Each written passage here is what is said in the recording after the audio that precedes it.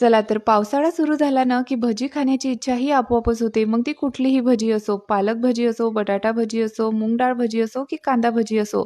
मला तर ह्या सगळ्याच आवडतात. तुम्हाला यातली कुठली भजी आवडते? पण आज मी यातली कुठलीच भजी बनवणार नाहीये. आज मी मस्त अशी मक्याची भजी बनवणार आहे. त्यासाठी इथे 2 कंस सोलून घेतली आणि त्याचे दाणे छान सुरीच्या सहाय्याने काढून घेतले.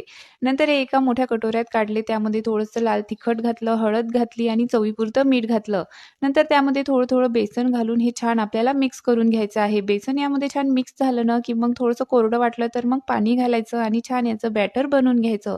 तुम्हाला हवं असेल तर तुम्ही कोथिंबीर घालू शकता, नाही घातलं तरी चालेल. आणि तेल तापल्यावर छान आपल्याला छोटी-छोटी भजी यामध्ये सोडून घ्यायची आहे आणि दोन्ही साइडने छान कुरकुरीत होईपर्यंत तळून घ्यायची आहे. आता भजी कुठलीही असो, सोबत मिरची असल्याशिवाय ना आम्हाला धकतच नाही. तर मस्त या पावसाळ्यात अशी मक्याची भजी बनवून खा. व्हिडिओला लाईक करा, शेअर करा आणि चॅनलला सबस्क्राईब करायला विसरू नका.